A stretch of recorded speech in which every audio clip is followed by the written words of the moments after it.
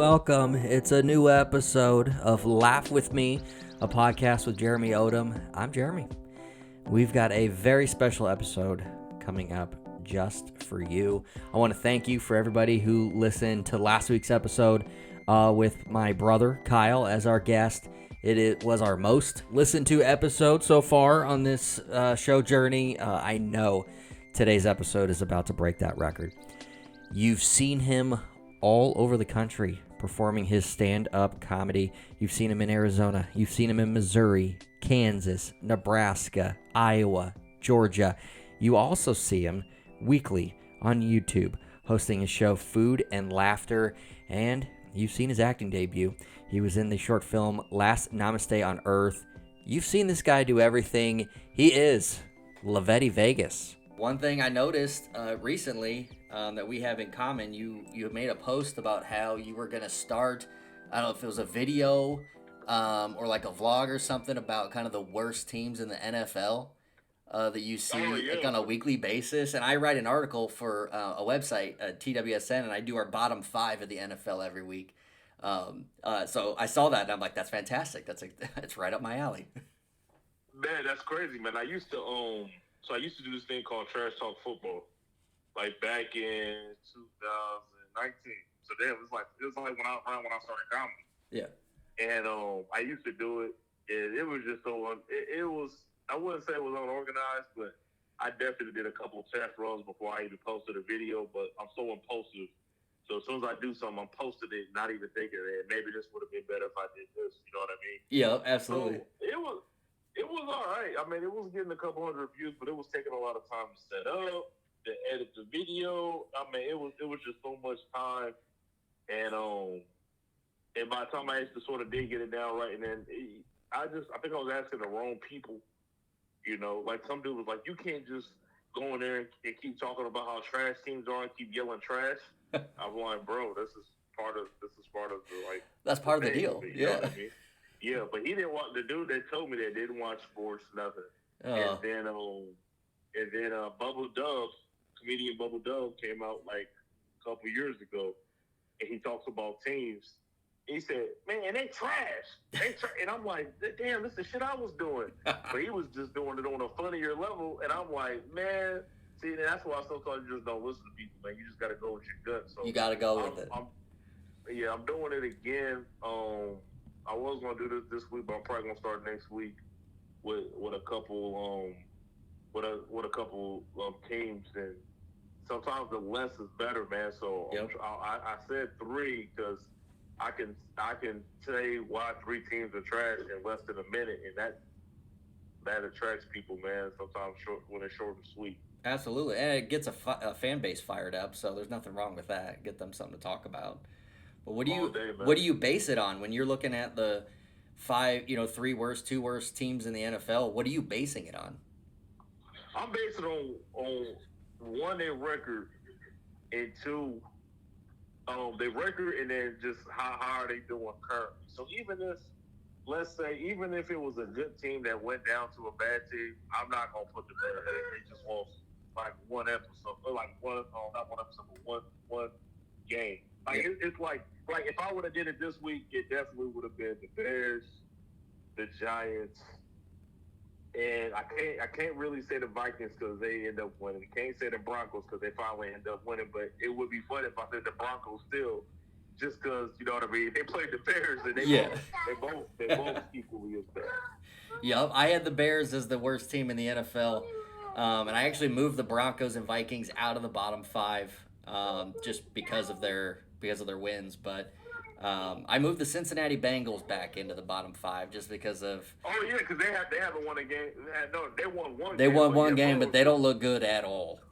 Let Burrow rest. They just need to stop and let Burrow rest. He is definitely hurt, man. Like he's not looking good. Well, that's the thing. That man just rest.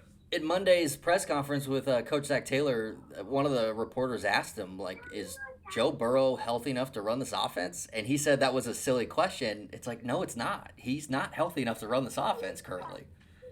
Mm-hmm. He's not. One of the teams I did have in the bottom 5 that maybe you might have an exception to was the Green Bay Packers. What? Yeah. Oh yeah, man, but I'm biased though. But come on, man. Hold on, the bottom five, the Patriots, the Jets. Like, come on, man. I can here's name the a thing. couple teams. Week Hold on, man. week Yeah, we about to talk, man. Hold on, man. What? week 1. How you gonna put a 2-2 team and there's a whole bunch of 1-3 teams? You know, you can be 1-3, be competitive, and look like your season still has a lot to give, or you can be 2-2 and look like weekly you're getting worse and worse. And I based it on that. I believe the Green Bay Packers peaked week 1 and they played a really bad Chicago Bears team, and they just haven't been good or looked like they're riding the ship since. And it also hurts that Aaron Jones is injured, but yeah, this team does not appear to be good. Not like maybe we thought it could be after week 1. So I did drop them in the bottom 5, but it was just based on that, the vibes of look at this team week to week. They are getting worse. I wouldn't say they're getting worse. I just think they need to, and again, I'm biased, but I think they need to they need to be consistent. And then not having Aaron Jones touch the ball that much, what were they even thinking this last game? Like it's a couple. It was a couple of discrepancies. Like they're just too iffy. You're good 1 week, you're bad the second week. You're good the third week, you're bad. And really, if we're being super honest, they're still 2-2. They should have won that Falcons game. Yeah. But Aaron Jones, after he scored that touchdown, he went out. So that could have did something with it, but you still had an 11-point lead, even though you know what I mean. You still had an 11-point lead, even though he went out. I mean, that game should have been done and out of hand. It should have been. You're right. But this, hopefully this is the only week that the Packers find themselves in TWSN.net's bottom 5. But yeah, but that's. Yeah, I'm still thinking. I think the Lions are a fluke. They're gonna have to really. I'm gonna have to see what they do here the next few weeks. But that division is really up for grabs, man. It is. It's up for grabs. You can. The Bears can come back and still win that division. That's how weak that division is to me. Even with the Lions doing as good as they're doing, you know what I mean? Like I don't really believe that. Well, the Bears are just a couple of weeks away from the anniversary of their last win. So I don't know that they're in the mix. But the Lions actually look, I didn't buy the hype in the offseason. They might be good. They might be a contender, but I don't know. I think you're right. That division is up for grabs still. But are you a Husker fan or a Colorado fan? Man, I ain't either, man. Oh, okay. I ain't either fan. I troll the Huskers. Okay. And the reason I troll the Huskers is because I'm gonna tell you what it is, man. So I lived in Georgia, damn near from middle school and high school. I lived in Georgia, and when I was down there, I used to rep Nebraska. You know what I mean? Like, man, I'm from Nebraska, blah blah blah. I was all about being a Nebraska fan. And then when I got up here, man, I found out Nebraska fans are delusional. I was like, man, I can't believe I even said I was from here. You know what I mean? Like, it sort of just like bothered me, man. So I was never a Nebraska fan. I was just repping Nebraska because I was in a different state, and you know, people's favorite saying, "Oh, there's black people in Nebraska." You know, they say it all the time. You know what I mean? Yeah. So that's what that was, but not really a Colorado fan. I like primetime. I've been like a primetime since. Watching football. Well, yeah, if you're from Georgia, you love primetime. Yeah, like we love primetime, man. So I love primetime, but here's the thing. You see what you just asked me, and this was crazy because everybody else is asking what you asked. You a Nebraska or a Colorado fan? But nobody last year asked me was I a Jackson State fan. I was talking about Jackson State last year when Prime was there. Yeah. But this is and not to put race and everything involved, but this is why HBCUs are so important. Right. You see what I'm saying? Yep. Because nobody said, hey, are you a Jackson State fan? I was talking about Jackson State the whole time Deion was there. That was a talented team. Jackson State, yeah, they on TV. Jackson State, yep. He brought the spotlight to Jackson State. that was the first HBCU that had college game day down there. Was at Jackson State. But see, and I think that's what so many people are getting confused about the primetime effect. Nobody said anything about that, and it had coverage last year. Was it as much coverage as it's having this year? Maybe not, but that's the effect he's having. I think people are confusing that with, oh, this is all new, and we're sick of primetime. Right. Well, you could be sick of him, but he's making the impact. But see, nobody's ever asked, hey, man, you were Jackson State fan. And I would have still told you, nope. Well, he's doing it different. And I noticed you talk a lot about, Nebraska, and you're right. You troll Nebraska fans, and it's great. I love it. I think it's fun because we deserve it. But then I've seen you talk a lot about Prime in Colorado, and what he's doing there is different, and it's fun. And it's obviously hitting ratings because every network is wanting to get their piece of it. But I don't like Matt Rule as much as I like primetime. Right. I hope both of them actually do. I troll Nebraska, but truly, I still thought, and I said it when I looked at the schedule. I said Nebraska's going to lose against Michigan, but they could still win 4 out of the next 5 games after that. Yep. I said that. I definitely said that. I actually know, my bad. I said next 5 out of 6 games besides Michigan. I had them losing against Michigan, of course. But I said they can win the next 5 to 6 games. Same with Colorado. But you see, everybody is just off that Colorado. My bad, I got my son. Oh, you're good. Everybody's out that. Hey, buddy, give me a second. Everybody's out the Colorado train because they lost a couple games. But if you remember, or if you know, every schedule has always 2 tough or maybe 3 teams that are tough to play. You know what I mean? On their schedule. This is every college football team. So to be like, oh, we knew this was going to happen with this. Well, it was supposed to happen. Right. You know what I mean? But again, that's another debate for another time. Yeah, and I think you're right with Nebraska, like post that Michigan game. And you can even hear it in Matt Rule's press conferences this week and what he's preaching to the state of Nebraska, where he's saying, watch us Friday. This is the type of team you're going to see moving forward. I think he had it circled on his counter, too. We got to get through these set of games, get past Michigan, and then here's what we're going to start to build. So I think you're right. This is when the wins will start piling up. Hopefully, anyway. I definitely agree, man. So stand-up comedy, how long have you been, and you said 2019? 2019. So it's when I took it, I had my first show June 2019.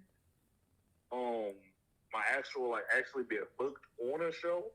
But what's crazy is I did the Clash of the Comics the year before and won. Wasn't even doing comedy. I was actually rapping. I did it as a dare and won the Clash of the Comics. Holy cow! I've been a comic since 2019. You could take the pandemic year in or out. It don't matter. 3.5 years, I guess, or 4, whatever. And I haven't won the Clash since I tried in 2019. So you started in comedy just based off a dare, basically? What happened was my friend that was a comic, I used to work at Cold Stone Creamery. And we used to have these Cold Stone Creamery up there in Village Point. So we used to have these store meetings with all the stores that are in Village Point. Used to be at these meetings. So Daisy had said, hey, we have this thing called Clash of the Comics. We got free tickets for it. If you ever wanna come up, we got comics that do it, blah blah blah blah blah. You know what I mean?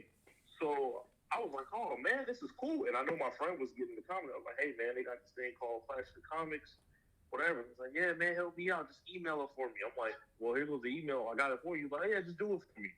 You wanted me to email. I was like, what the fuck? So I emailed, and Daisy came back and she said, hey, I was like, she had emailed said I was in there. I was like, oh no, this is not for me. This is for my friend. And she said, hold on. She was like, this is not no manager type thing. Either you get up or nobody gets up. That's what she told me. That's incredible. I was like, all right. Told him, hey man, this is what she said. He's like, all right, I'll try it next time. I was like, man, let me try it. I tried it. Bomb. It was terrible. Bomb. Then I just kept trying it. I tried it like about 3 more times. And then I finally won. It's crazy. I finally won after 3, maybe 4 more tries. And then I just didn't take comedy seriously. So I didn't take. I was thinking about taking the hosting job, like, because they give you a hosting spot. Yeah. But I ended up having diabetes. Found out I had diabetes. I was in the hospital trying to recover from that. So you were saying you got diabetes, so you ended up in a diabetic coma. Is that how you found out you had diabetes? Okay, so I gotta. Oh, man, I don't know if I want to tell the truth on that. Oh, that's all right. You have a funny, like a really good bit about the coma and about a GoFundMe, and Yeah, it's actually mixed. It's funny, man, because it's actually. Oh man, I don't know if I really want to. You're good. You're good. You're good. You don't have to. But I'm gonna tell. Hey, buddy, give me a second. Stop. So, all right, I'll tell the truth, man. All right. I don't care who hears. I'll tell the truth. Okay.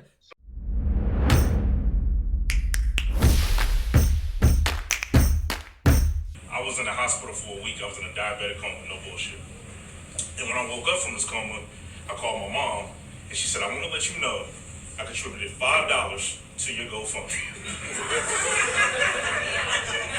I was thinking two things. One, my mom's a cheap bitch. But two, who the hell made me a GoFundMe? So she told me who did it, and I called him up, man. I said, hey, man, I appreciate you doing this, man. I appreciate it. But you got to take the GoFundMe down, man. He said, you sure? I said, it's the right thing to do. He said, it's at $1,000. I said, let me stay here for a few more years. So when I do my GoFundMe joke and about my diabetic coma, those are two different instances that I put in one. I was in the ICU twice. One was for the diabetes. The other one was because I had the Delta. I was in the ICU for both of them. So when I was in the ICU for the Delta, I was breathing through a tube, and then somebody made me a GoFundMe. Oh dang! They didn't make me a GoFundMe for the when I had the diabetic coma and stuff like that. But it's definitely funnier. Different stories. Yeah. One is funnier, but two, it's more relatable to what's going on now. Exactly. And actually, you know what's crazy? I switched that joke. Now I got that joke. That joke is more personal now. Stop it, buddy. That joke is more personal now, and it is more real. I actually get deeper in it. I wouldn't say a Dave Chappelle type turn. Yeah. But I will say how I tell that joke now, like that's for laughs, for hits, real quick. But now how I tell that joke about my job for me to up the days, I worked 6 days a week, or they was gonna take my vacation pay. Like it was ridiculous. Like how everything goes. I rewrote that joke. And it's better now. And $1,000 is cool, but I think it sounds better when I say 3,000, and it's still the same wording because it's still the same syllables and everything like that. Yep. But $3,000 sounds a little bit better than $1,000. You know what I mean? $1,000 is still. I mean, we comics, man. We still taking 1,000, and that's still cool. But 3,000 sounds a lot. I think it's a little bit, not a lot better, but a bit better saying 3,000 than saying $1,000. That joke just came a long way.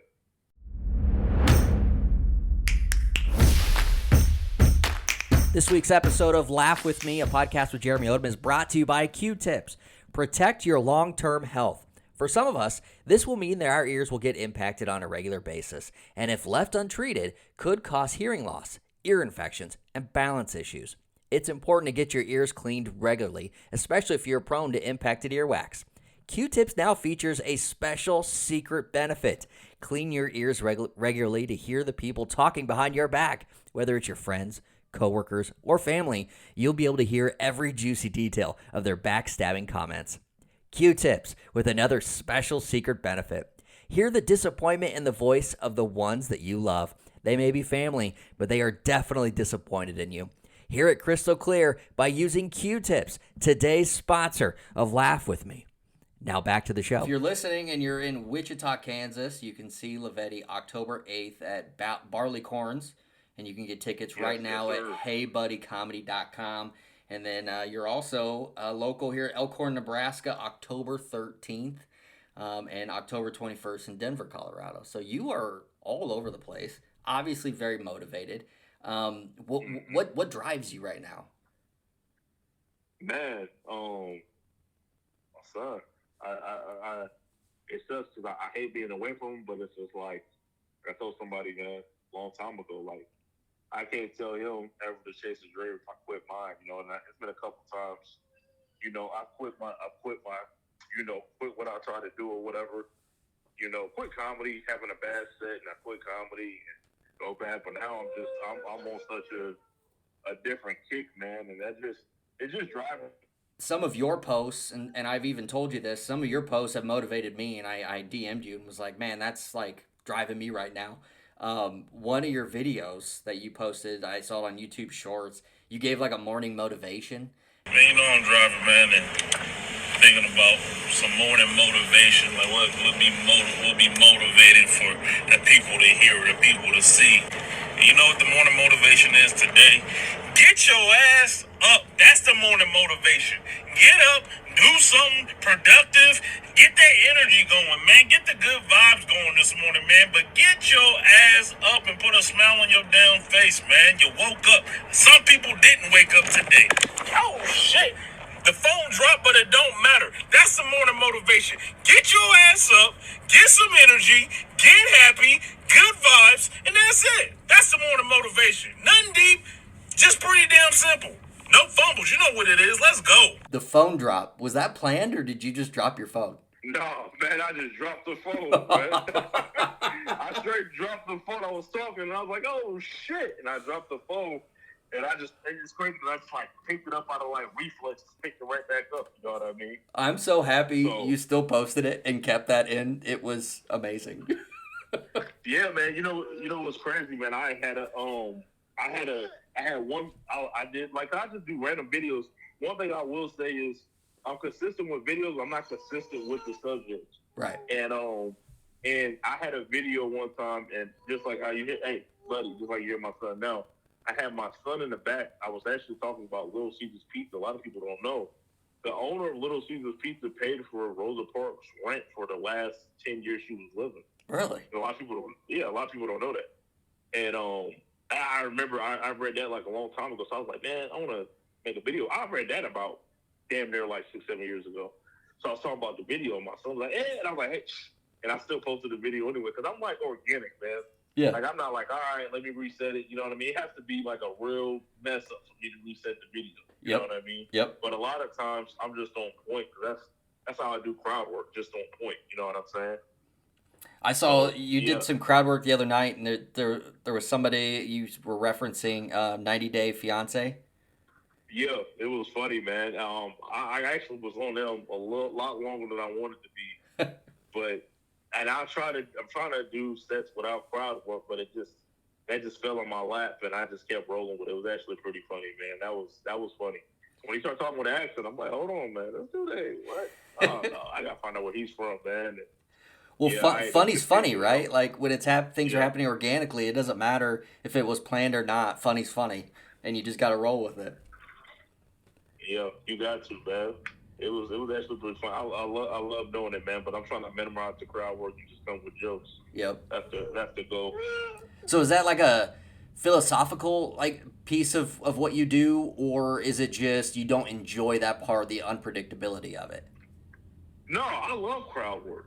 Okay. But the thing about it is, I'm not known for only doing crowd work. Gotcha. Like, if you ask the scene, what's the best thing Lavetti do? Oh, he does crowd work. Oh, man, he's always doing crowd work.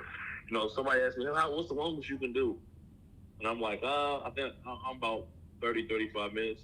Is that with or without crowd work? Like, it's like a known thing with me, man. Like, and it's just like, you know what I mean? Like, it's cool, but that's not saying it's not comedy, but if you want to be consistent and you want people to call you back and you want to send videos, they want to see consistency. They want to see, hey, man, can you do that joke again? You can do crowd work again if you're doing, like, pre-made crowd work. If you're like, oh, hey, man, what's your favorite color? You know what I mean? You can do that every show.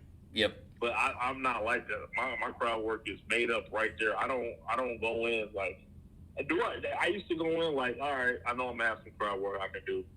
I used to sort of depend on it, man. And not even sort of, I was dependent on it with my jokes. And now, like, I didn't depend on it last week. It just came. But I just want to do straight jokes, man. And that's just what I want to do now. It's not that I don't enjoy it or nothing. I just want to show that I can do jokes without crowd work. So you're working on that. You're working on less crowd work. What are some other goals you've set for yourself, I guess, on the comedic side of things for the rest of this year and even 2024? The rest of this year, man, I gotta win this class, man. I gotta quit playing, man. There's no shade. There's people that's winning, and I'm like, you gotta be fucking kidding me. gonna lie to you, man. I'm like, I'm getting booked more than some of these motherfuckers that's winning. You know what I mean? But Yep. it is no shade on anybody who won, because a lot of my friends have won. But I'm not talking about them. But Yep. it's just like, it is not even being cocky. It's just that, man, I've seen people win and don't get booked really ever. You know what I mean? Like, it's any given Sunday. You know what I mean? Yep. But it's like, what is my tightest five? I don't think I really have a tight five. I just have great jokes, and it just matters what order they're in that night or how I do them. So I gotta win that clash, man. Even if I don't win the best of the clash after winning the clash, I wouldn't care. But if I just win the clash, I quit chasing. I think this is a chip on my shoulder, to where, like, this is something I'm chasing. And people are like, yo, you get booked more than a lot of people. Like, don't let the clash define you. And I don't let it define me, but it's like a ghost I'm chasing, man. And I'm just like, oh man, like, I don't even know. And I performed in Denver, Atlanta, Arizona. I mean, I performed in like 8 different fucking states, and I'm still like chasing this thing that's here in Omaha. You know what I mean? It just sort of like irks me, man. So I really want to win this clash. I feel like I can win the clash. I just, like I said, I think it's just anybody's given night. Well, you brought up short films, and you just recently were starring in one. Last Namaste on Earth. What was that like? Man, that was cool, man. Mason was pretty cool. Nicole, fantastic. The whole, the small crew, of course, does, but everybody was cool, man. It was great to do something, man, that was actually something different that I've just never done. And I didn't have the most lines, but I definitely tried, and I liked doing it, man. It was a great experience, man. Well, you looked like you had good chemistry with your co-star there on the couch, and you're talking about the edibles, and there was a drug dealer, I guess, in the story. But yeah, I thought you did a great job. And that was your first time acting? First time acting, man. I've never acted before.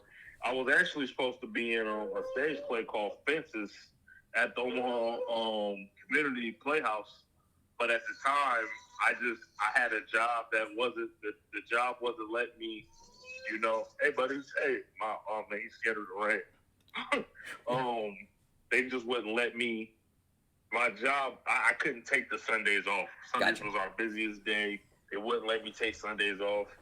I was trying to tell the film crew that, but then they changed directors. It felt like it was changing, course. Then I finally changed my job, but by that time it was too late, and sort of sad, man, because I really wanted to act in that film play, man, and that would have been my first time actually acting. But this is my first time acting, and I think once you get accustomed to something and you do something, small or whatever like that, you can, you have fun with it. You know what I mean? And that was definitely fun.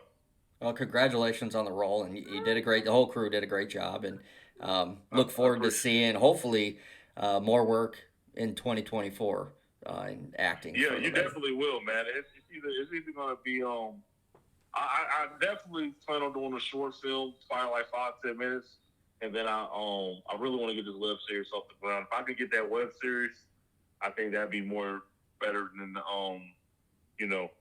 than the film that I get done. But I want to do both, and I think that both is possible. But with comedy, it's a little tough to knock both of them down. Yep. So you talking about like a scripted web series?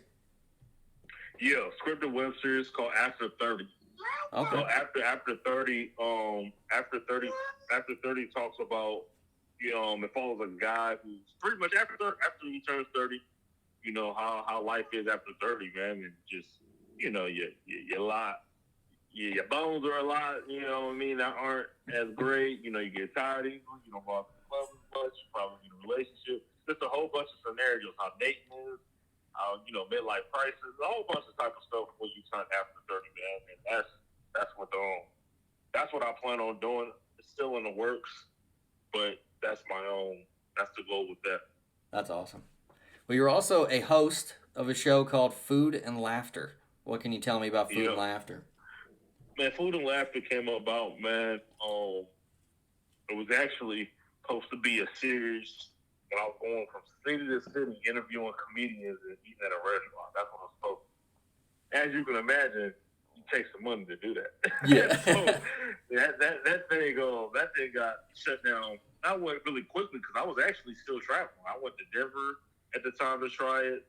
Went to Lincoln, which is not too far to try it. We're gonna go to Sioux City, stuff like that. But nobody was really into it after the comedy show and stuff. Yep. So Dorzilla and Terrence got with them. We did a show together. Then we did a show together. I was like, y'all want to do this Food and Laughter thing? I got a meeting and I want to do this thing called Food and Laughter. They was down with it. And then we just went from there, man. We on season 2 at the moment. We just went live with Meg Malone and No Way Ramirez. It was pretty cool, man. That's especially getting to know them too. And it was cool getting to know them too and how strongly Meg Malone spoke about, women comics and how important it is for women comics to be out here. And when she told me she just headlined this past May, she's been doing this thing about 5-6 years. Wow. That sort of blew my mind, man. And that should just show you how these bookers and producers are. You know what I mean? Like, she's been doing it for a minute, and she just got her first headlining spot this past May. I had bookers let me headline my first, year and a half. You know what I mean? And I wasn't even that good yet. So just think, she's been working her behind off, and she just got a headliner spot. It's crazy. Talk to me about No Fumbles. It's basically should be tattooed on you if you don't already have it tattooed. I have no tattoos, honestly. All right, so No Fumbles. Tell me what that means to you. So me and my bro Phil, man, we was talking, and I was like, man, this year I just want no fumbles. You just go at it. No fumbles mean you're doing something 100%. No mistakes. It's no fumbles. Hey, if I'm gonna do this thing, man, I'm gonna do it with no fumbles. You know what I mean? That's what I always said. So every time I do something, I say, hey, man, no fumbles. You know what I mean? And all the time I don't probably hashtag that on social media. I'm posting about my son.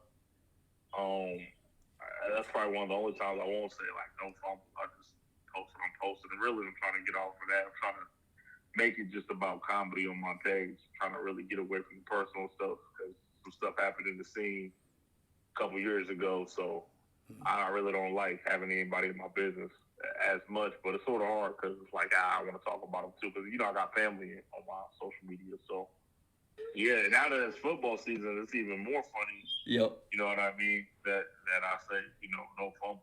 It's even funny. You know what I mean? The next time a team loses loses a game due to a fumble and hashtag No Fumbles is out there, you're gonna pop up on a lot of people's timelines. Yeah, I mean, it's funny because I said with Nebraska, I said something about Nebraska, and I said no fumbles. They was like, this is the wrong hashtag. They fumbled 3 times. That's great. Well, it is what it is. That's funny.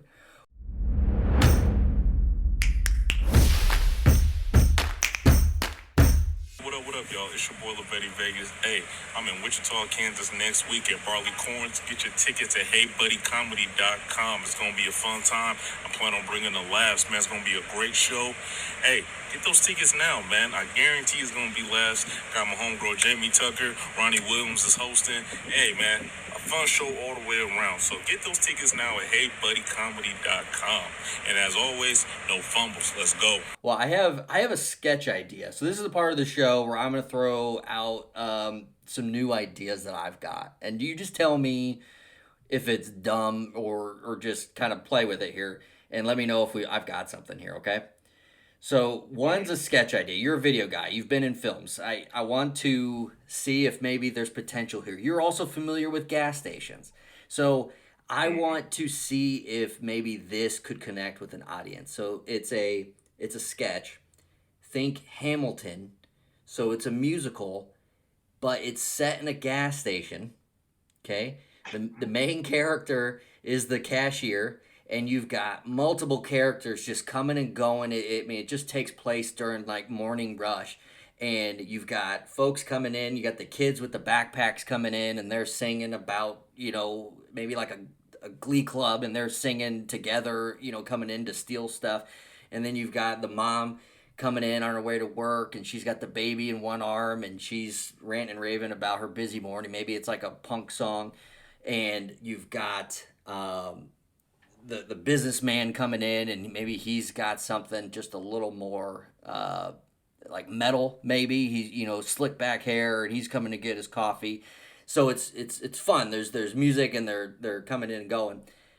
And then you have regulars right at the gas station, and you get the fella comes in and he wants to buy his scratch tickets, and he's sitting there. He wants his smokes. He's getting his scratch tickets. He's at the counter. He's getting the scratch tickets. Songs are going. Big musical number. He wins. He wins the $10,000 scratch tickets. So now it's a big dance number. And then a guy comes in to rob the place, and he shoots the cashier and shoots the guy that won the money.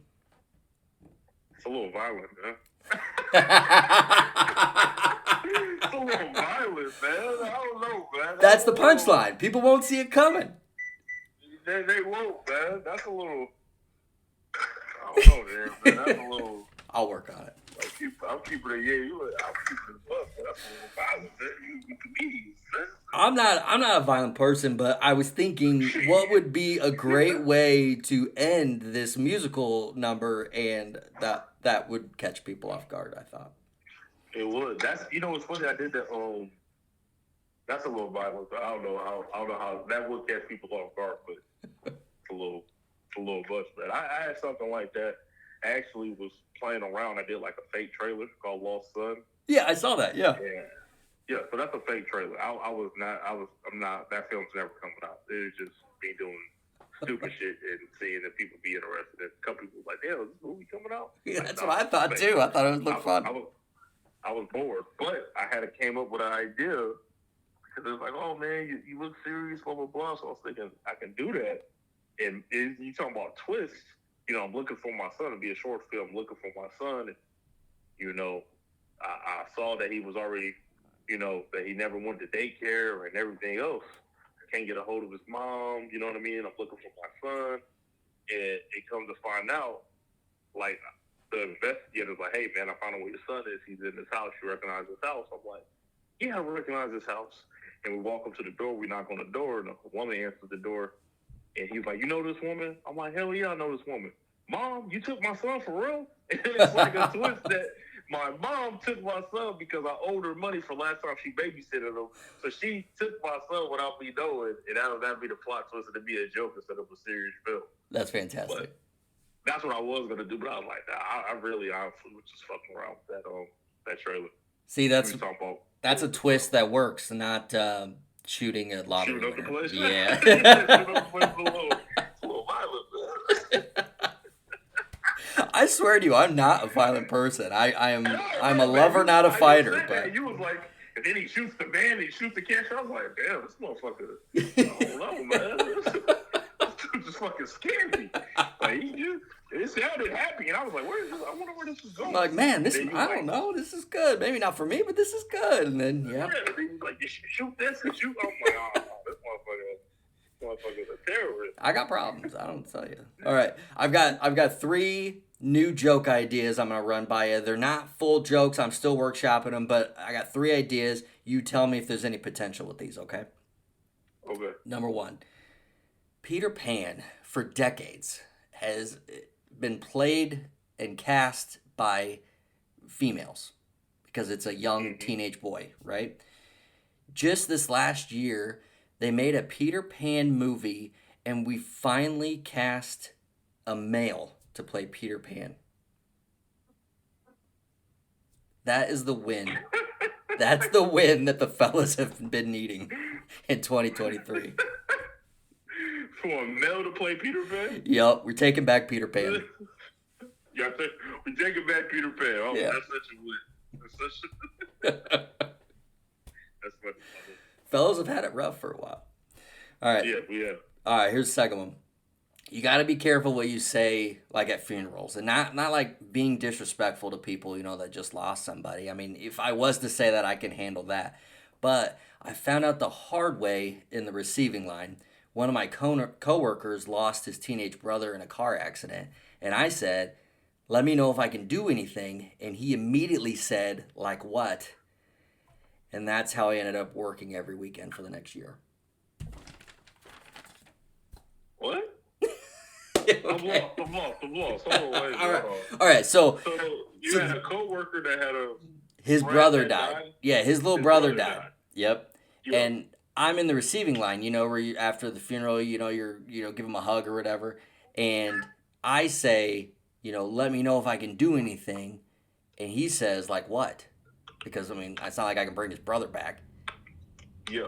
And then the punchline is, and that's how I ended up working every weekday for the next year because he's my coworker. Yeah. That's funny. I like that. That's all right. Funny. I'll work on the verbiage, but yeah, okay. So that's got potential. Okay. All right. Last joke. Okay.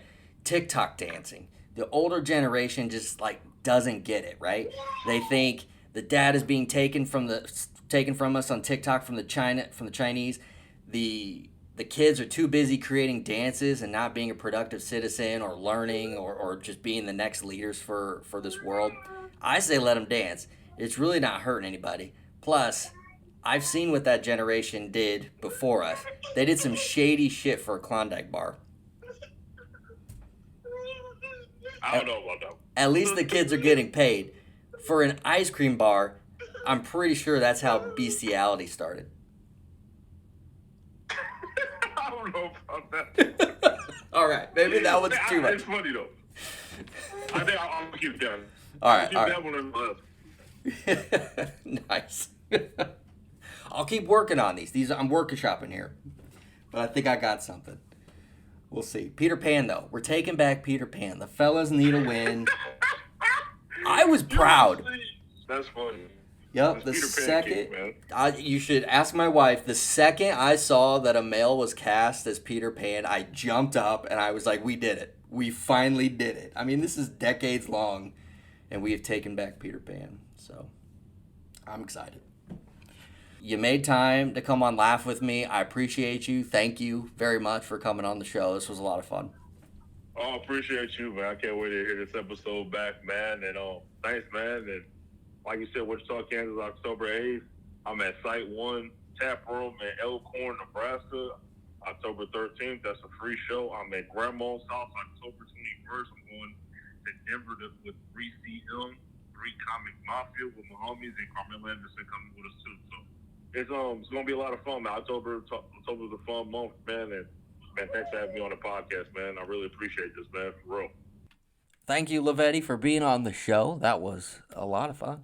And I'm pretty sure I found out which one of those jokes is going to work. Surprisingly, the Peter Pan one. I didn't see that one coming, but all right. It's all good to me. Well, we've heard where Lavetti's going to be. I'm going to be at the Funny Bone Omaha November 30th, and I'm going to give you the 5 best minutes I've got. You can also find me every single day on the Twitter at JO from Nebraska.